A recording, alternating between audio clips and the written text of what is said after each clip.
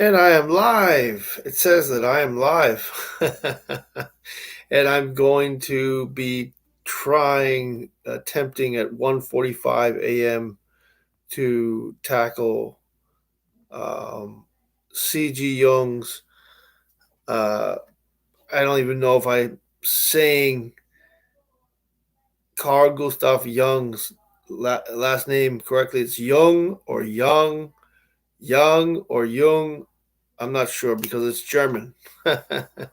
Maybe it's Jung.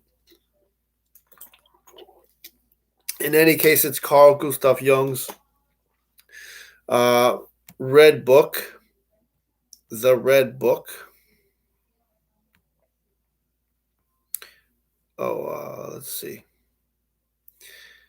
And the name of the book is called Liber Novus, The Red Book of C.G. Jung. Sonu Shamdasani. Sonu Shamdasani is, I guess, the editor. Okay, well, it starts out saying C.G. Jung is widely recognized as a major figure in modern Western thought, and his work continues to spark controversies. He played critical roles in the formation of modern psychology, psychotherapy, and psychiatry, and a large international profession of analytical psychologists work under his name. His work has had its widest impact, however, outside professional circles.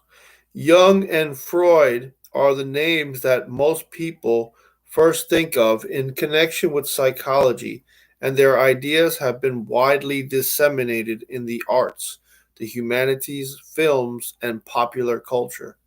Jung is also widely regarded as one of the instigators of the New Age movement. Interesting. However, it is startling to realize that the book that stands at the center of his oeuvre, on which he worked for over 16 years, is only now being published. There can be few unpublished works that have already exerted such far reaching effects upon 20th century social and intellectual history as Jung's Red Book, or Liber Novus, New Book. Nominated by Jung to contain the nucleus of his later works, it has long been recognized as the key to comprehending their genesis. Yet, aside from a few tantalizing glimpses, it has remained unavailable for study. There's a footnote. The following draws at times directly on my reconstruction of the formation of Jung's psychology in Jung and the Making of Modern Psychology, The Dream of a Science. Jung referred to the work both as Liber Novus and as the Red Book, as it has become generally known, because there are indications that the former is its actual title. I have referred to it as such throughout for consistency. The cultural moment. The first few decades of the 20th century saw a great deal of experimentation in literature, psychology, and the visual arts.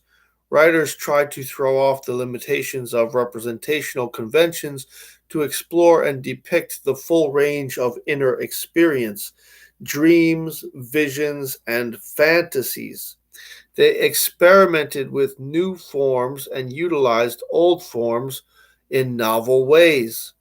From the automatic writing of the Surrealists to the Gothic fantasies of Gustav Meyrink, writers came into close proximity and collision with the researches of psychologists who were engaged in similar explorations. Artists and writers collaborated to try out new forms of illustration and typography, new configurations of text and image, Psychologists sought to overcome the limitations of philosophical psychology, and they began to explore the same terrain as artists and writers. Clear demarcations among literature, art, and psychology had not yet been set. Writers and artists borrowed from psychologists and vice versa. A number of major psychologists, such as Alfred Binet and Charles Richet, wrote dramatic and fictional works, often under assumed names, whose themes mirrored those of their scientific works. Gustav Fechner, one of the founders of psychophysics and experimental psychology, wrote on the soul life of plants and of the earth as a blue angel. Meanwhile, writers such as Andre Breton and Philippe Soupault assiduously read and utilized the works of psychical researchers and abnormal psychologists, such as Frederick Myers, Theodore Flournoy, and Pierre Janet. W.B. Yeats utilized spiritualistic automatic writing to compose a poetic psychocosmology in A Vision, which is a piece that he must have written. On all sides, individuals were searching for new forms with which to depict the actualities of inner experience in a quest for spiritual and cultural renewal. In Berlin, Hugo Ball noted, "The world and society in 1913 looked like this. Life is completely confined and shackled. A kind of economic fatalism prevails. Each individual, whether he resists it or not, is assigned a specific role, and with it his interests and his character. The church is regarded as a, quote, redemption factory, close quote, of little importance, literature as a safety valve. The most burning question day and night is there anywhere a force that is strong enough to put an end to this state of affairs? And if not, how can one escape it?" Within this cultural crisis, Jung conceived of undertaking an extended process of self experimentation, which resulted in Liber Novus, a work of psychology in a literary form.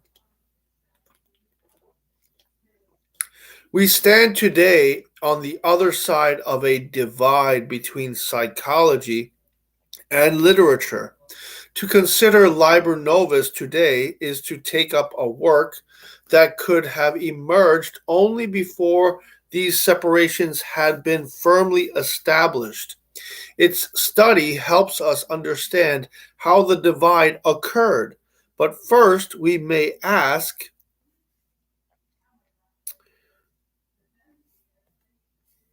okay,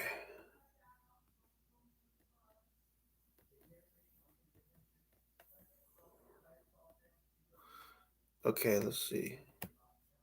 But first, we may ask, who was C.G. Jung? Jung was born in Keswill on Lake Constance in 1875. His family moved to Laufen by the Rhine Falls when he was 6 months old. He was the oldest child and had one sister. His father was a pastor in the Swiss Reformed Church. Toward the end of his life, Jung wrote a memoir entitled From the Earliest Experiences of My Life, which was subsequently included in Memories, Dreams, Reflections in a heavily edited form. Jung narrated the significant events that led to his psychological vocation. The memoir, with its focus on significant childhood dreams, visions, and fantasies, can be viewed as an introduction to Liber Novus. In the first dream, he found himself in a meadow with a stone lined hole in the ground. Finding some stairs, he descended into it and found himself in a chamber. Here there was a golden throne with what appeared to be a tree trunk of skin and flesh with an eye on the top. He then heard his mother's voice exclaim that this was the man eater, quote unquote, the man eater. He was unsure whether she meant that this figure actually devoured children or was identical with Christ. This profoundly affected his image of Christ. Years later, he realized that this figure was a penis, and later still, that it was in fact a ritual phallus and that the setting was an underground temple. He came to see this dream as an initiation, quote, in the secrets of the earth, end quote. His In his childhood, Jung experienced a number of visual hallucinations. He also appears to have had the capacity to evoke images voluntarily. In a seminar in 1935, he recalled a portrait of his maternal grandmother, which he would look at as a boy until he saw, quote, saw his grandfather descending the stairs. One sunny day when Jung was 12, he was traversing the Munsterplatz in Basel, admiring the sun shining on the newly restored glazed roof tiles of the cathedral. He then felt the approach of a terrible, sinful thought, which he pushed away. He was in a state of anguish for several days. Finally, after convincing himself that it was God who wanted him to think this thought, just as it had been God who had wanted Adam and Eve to sin, he let himself contemplate it and saw God on his throne unleashing an almighty turd on the cathedral, shattering its new roof and smashing the cathedral. With this, Jung felt a sense of ble- uh, Jung felt a sense of bliss and relief such as he had never experienced before. He felt that it was an experience of the direct living God, quote, the direct living God who stands omnipotent and free above the Bible and church, quote, close quote. He felt alone before God and that his real responsibility commenced then. He realized that it was precisely such a direct, immediate experience of the living God who stands outside church and Bible that his father lacked. This sense of election led to a final disillusionment with the church on the occasion of his first communion. He had been led to believe that this would be a great experience. Instead, nothing. He concluded, quote, for me, it was an absence of God and no religion. Church was a place to which I no longer could go. There was no life there but death. Jung's voracious reading started at this time, and he was particularly struck by Goethe's Faust. He was struck by the fact that in Mephistopheles, Goethe took the figure of the devil seriously. In philosophy, he was impressed by Schopenhauer, who acknowledged the existence of evil and gave voice to the sufferings and miseries of the world. Jung also had a sense of living in two centuries and felt a strong nostalgia for the 18th century. His sense of duality took the form of two alternating personalities, which he dubbed number one and two.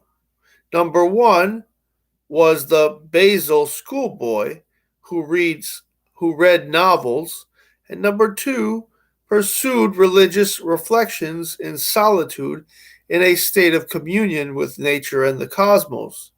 He inhabited God's world, quote unquote. This personality felt most real. Personality number one wanted to be free of the melancholy and isolation of personality number two. When personality number two entered, it felt as if a long dead yet perpetually present spirit had entered the room. Number two had no definable character. He was connected to history, particularly with the Middle Ages. For number two, number one, with his failings and ineptitudes, was someone to be put up with. This interplay ran throughout Jung's life. As he saw it, we are all like this. Part of us lives in the present, and the other part is connected to the centuries. As the time drew near for him to choose a career, the conflict between the two personalities intensified. Number one wanted to pursue science. Number two, the humanities. Jung then had two critical dreams.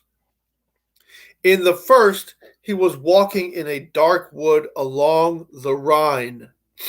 He came upon a burial mound and began to dig until he discovered the remains of prehistoric animals. This dream awakened his desire to learn more about nature. In the second dream, he was in a wood and there were watercourses. He found a circular pool surrounded by dense undergrowth. In the pool, he saw a beautiful creature, a large radiolarian. After these dreams, he settled for science. To solve the question of how to earn a living, he decided to study medicine. He then had another dream. He was in an unknown place, surrounded by fog, making slow headway against the wind. He was protecting a small light from going out. He saw a large black figure threateningly close. He awoke and realized that the figure was the shadow cast from the light. He thought that in the dream, number one was himself bearing the light, and number two followed like a shadow. He took this as a sign that he should go forward with number one and not look back to the world of number two. In his university days, the interplay between these personalities continued. In addition to his medical studies, Jung pursued an intensive program of extracurricular reading, in particular the works of Nietzsche, Schopenhauer, Swedenborg, and writers on spiritualism. Nietzsche's Thus Spoke Zarathustra made a great impression on him. He felt that his own personality number two corresponded to Zarathustra, and he feared that his personality number two was similarly morbid. He participated in a student debating society, the Zofingia Society, and presented lectures on these subjects. Spiritualism particularly interested him, as the spiritualists appeared to be attempting to use scientific means to explore the supernatural and prove the immortality of the soul. The latter half of the 19th century witnessed the emergence of modern spiritualism, which spread across Europe and America. Through spiritualism, the cultivation of trances with the attendant phenomena of trance speech, glossolalia, or in other words, speaking in tongues, automatic writing, and crystal vision became widespread. The phenomena of spiritualism attracted the interest of leading scientists such as Crookes, Zollner, and Wallace. It also attracted the interest of psychologists, including Freud, Ferenczi, Bleuler, James, Myers, Janet, Bergson, Stanley Hall, Schrenk-Notzing, Moll, Desor, Richer, and Flournoy. During his university days in Basel, Jung and his fellow students took part in seances. In 1896, they engaged in a long series of sittings with his cousin Helene Preiswerk, who appeared to have mediumistic abilities. Jung found that during the trances she would become different personalities, and that he could call up these personalities by suggestion. Dead relatives appeared, and she became completely transformed into these figures. She unfolded stories of her previous incarnations and articulated a mystical cosmology represented in a mandala.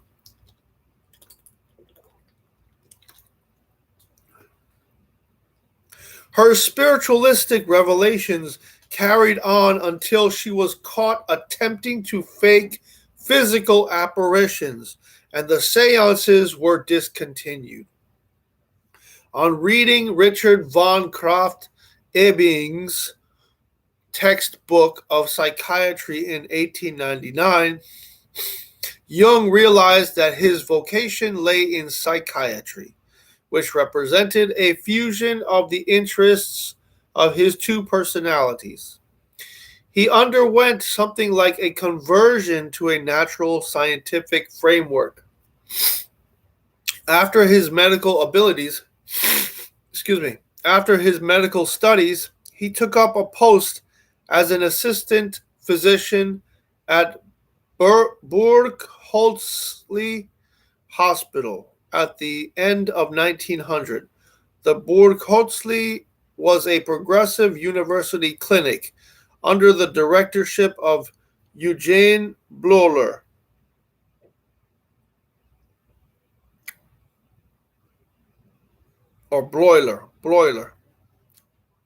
Eugene Bleuler. At the end of the 19th century, numerous figures attempted to found a new scientific psychology. It was held that by turning psychology into a science through introducing scientific methods, all prior forms of human understanding would be revolutionized. The new psychology was heralded as promising nothing less than the completion of the scientific revolution.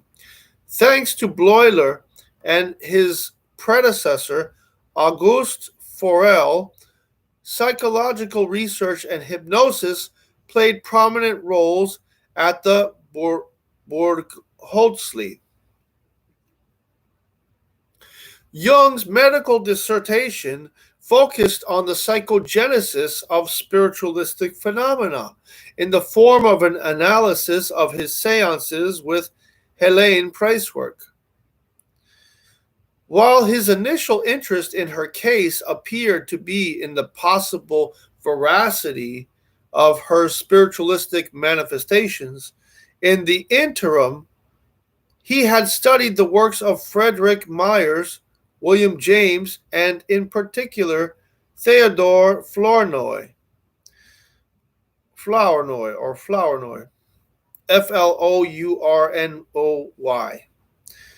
At the end of 1899, Flournoy had published a study of a medium whom he called Helene Smith, which became a bestseller.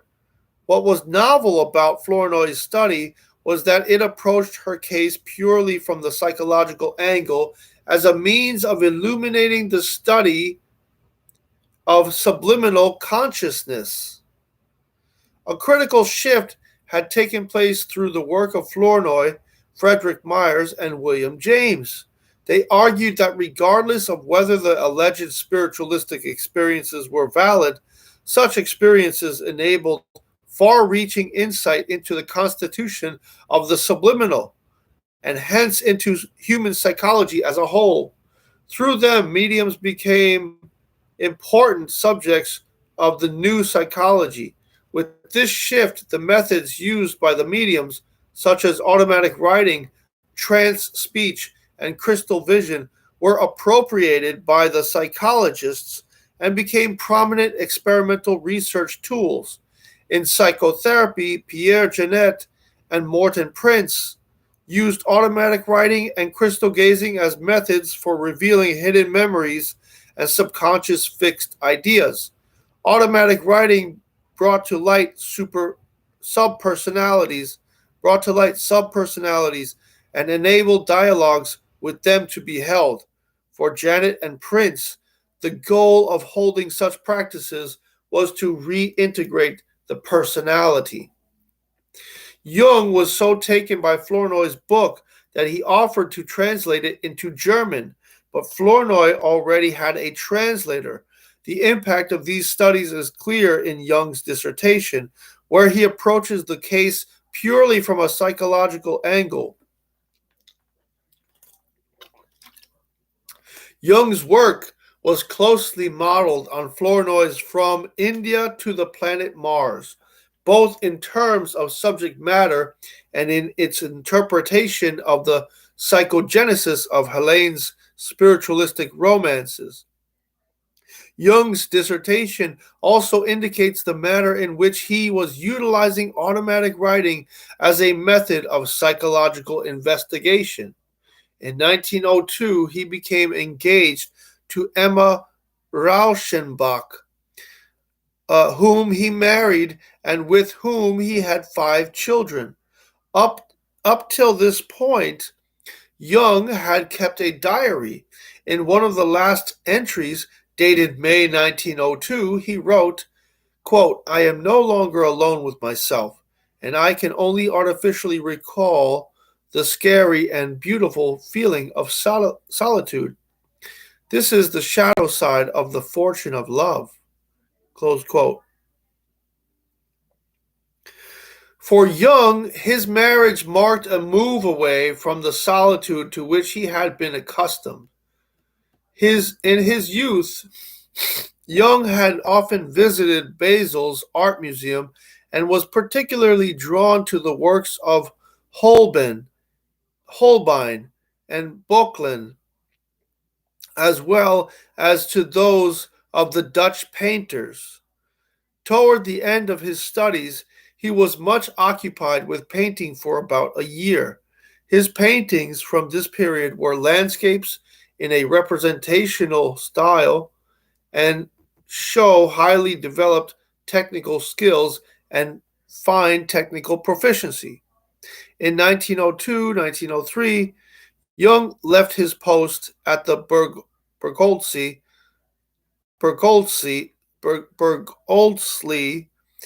and went to Paris to study with the leading French psychologist Pierre Janet, who was lecturing at the Collège de France. During his stay, he devoted much time to painting and visiting museums, going frequently to the Louvre. He paid particular attention to ancient art, Egyptian antiquities, the works of the Renaissance, Fra Angelico, Leonardo da Vinci, Rubens, and Franz Hals. He bought paintings and engravings and had paintings copied for the furnishing of his new home. He painted in both oil and watercolor. In January 1903, he went to London and visited its museums, paying particular attention to the Egyptian, Aztec, and Inca collections at the British Museum. After his return, he took up a post that had become vacant at the Borgholzli. and devoted his research to the analysis of linguistic associations in collaboration with Franz Ricklin. With coworkers, they conducted an extensive series of experiments, which they subjected to statistical analysis. The conceptual basis of Jung's early work lay in the work of Flournoy and Janet, which he attempted to fuse with the research methodology of Willem Wundt and Emil Kraepelin. Jung and Ricklin utilized the associations experiment, devised by Francis Galton, and developed in psychology and psychiatry by Wundt, Kraepelin, and Gustav Aschen, Asch, Aschaffenburg. The aim of the research project, instigated by Bleuler, was to provide a quick and reliable means for differential diagnoses. The Borgoldsli team failed to come up with this, but they were struck by the significance of disturbances of reaction and prolonged response times. Jung and Ricklin argued that these disturbed reactions were due to the presence of emotionally stressed complexes and used their experiments to develop a general psychology of complexes. This work established Jung's reputation as one of the rising stars of psychiatry. In 1906, he applied his new theory of complexes to study the psychogenesis of dementia praecox, later called schizophrenia, and to demonstrate the intelligibility of delusional formations. For Jung, along with a number of other psychiatrists and psychologists at this time, such as Janet and Adolf Meyer, insanity was not regarded as something completely set apart from sanity, but rather as lying on the extreme end of a spectrum. 2 years later, he argued that if we feel our way into the human secrets of the sick person, the madness also reveals its system, and we recognize in the mental illness merely an exceptional reaction to emotional problems which are not strange to us. Jung became increasingly disenchanted by the limitations of experimental and statistical methods in psychiatry and psychology. In the outpatient clinic at the Burgholzli, he presented hypnotic demonstrations. This led to his interest in therapeutics and to the use of the clinical encounter as a method of research. Around 1904, Bleuler introduced psychoanalysis into the Burgholzli and entered into a correspondence with Freud, asking Freud for assistance in his analysis of his own dreams. In 1906, Jung entered into communication with Freud. This relationship has been much mythologized.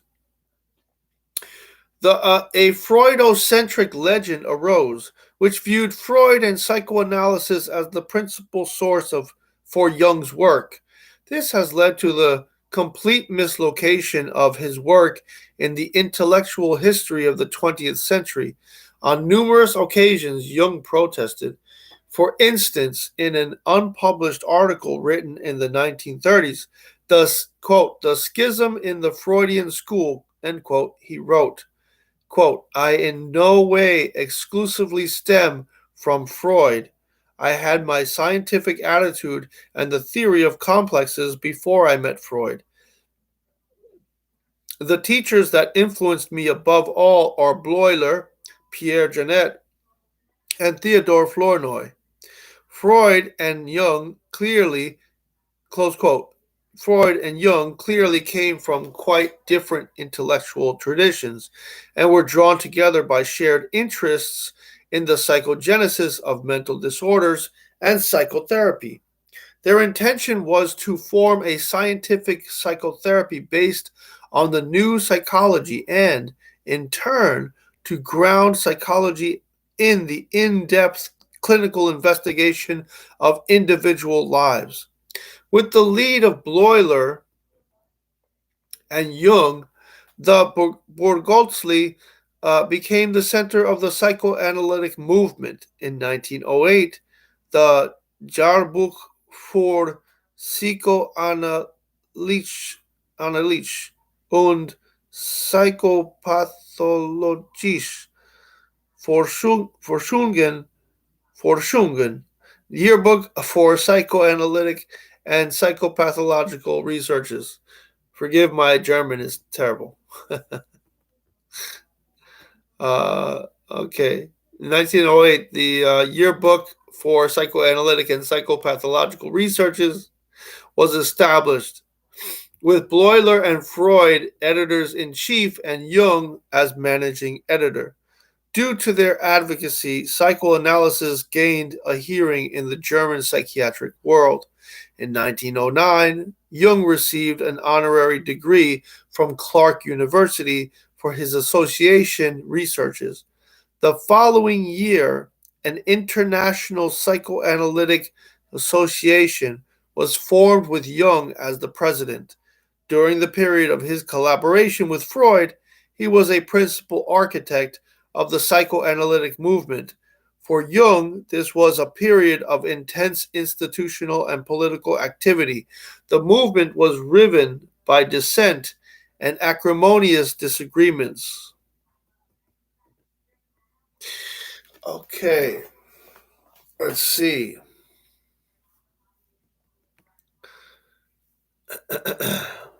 We're at 36 minutes. Okay. Whew. Oh. Oh. Whew. Oh.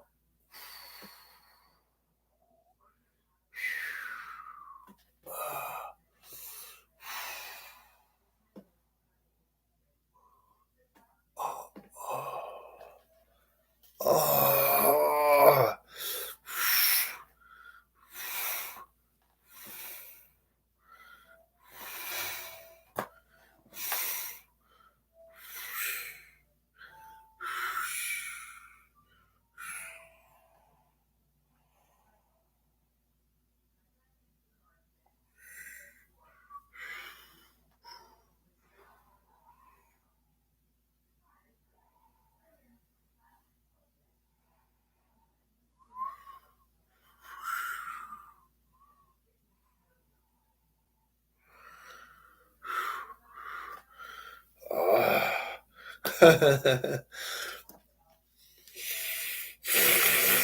Sitting for long periods of time, you have to stretch.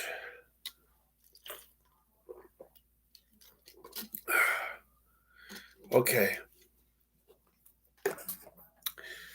I should be a practitioner of my own advice that not to sit for more than an hour and not stretch.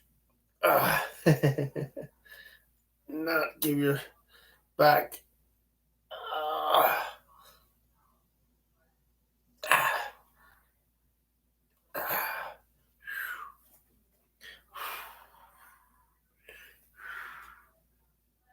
You have to give your back a rest from sitting because otherwise it's bad for your lower back.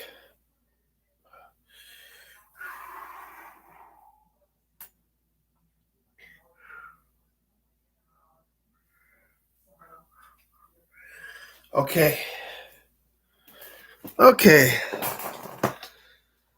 I think this is good for now. I'll go to sleep now. But the next section is called The Intoxication of Mythology. And this will be my live stream. Thank you and good night. God bless you.